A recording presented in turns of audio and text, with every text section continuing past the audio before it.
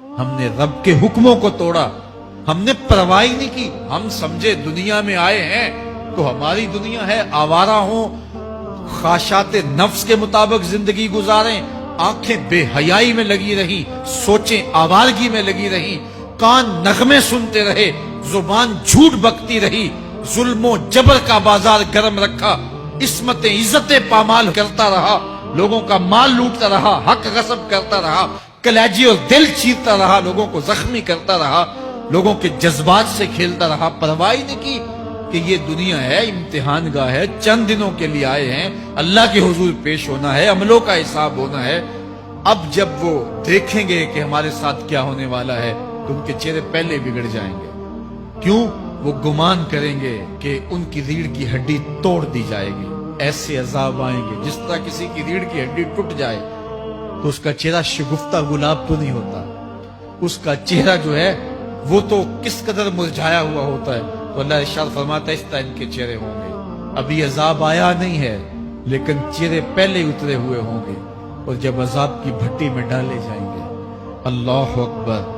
اور وہ سخت عذاب, حضور نے جبریل امین سے پوچھا مجھے جہنم کے عذابوں کا ذکر سناؤ.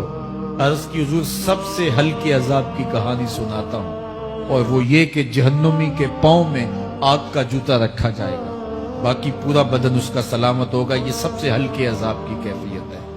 اب پاؤں میں آگ کا جوتا ہوگا, حدت, گرمی, شدت اتنی ہوگی کہ دماغ پگھل کے ناک اور کانوں کے راستے سے باہر آ جائے گا.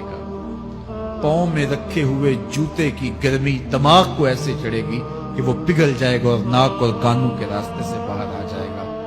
تو اللہ کے عذاب کے خوف سے چہرے بگڑ جائیں گے, حالت سلامت نہیں رہے گی. یہ بات ذہن میں رکھیں کہ اللہ جس کو جہنم میں ڈالے گا اس کو اس صورت میں نہیں ڈالے گا, یہ محمدی صورت ہے.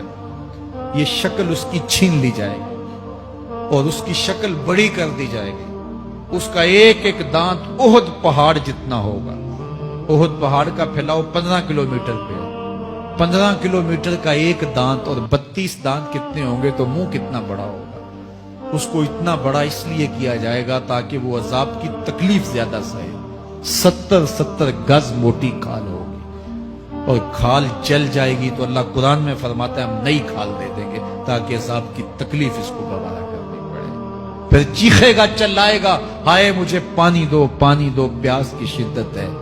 70 سال تک تو اس کی کوئی آواز ہی نہیں سنے گا. 70 سال کے بعد داروغہ جہنم چیخ کر کہے گا کیا مانگتا ہے؟ وہ بولے گا مجھے پانی چاہیے.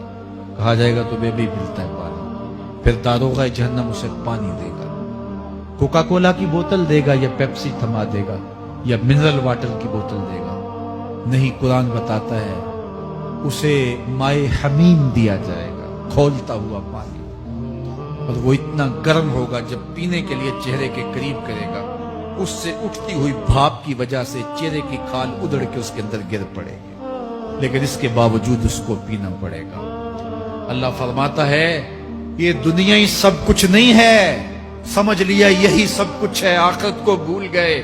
صبح اٹھے کام پہ چلے گئے, شام آئے آبادگی میں چلے گئے, صدائیں آتی رہی حی علی الصلاۃ حی علی الفلاح, کوئی پرواہ نہیں کی.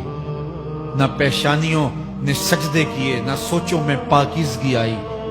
زندگی یوں گزار کے چلے گئے. ایسے نہیں, کہا ایک وہ ہوں گے جن کے چہرے شگفتہ گلاب ہوں گے, ایک وہ ہوں گے جن کے چہرے بگڑے ہوئے.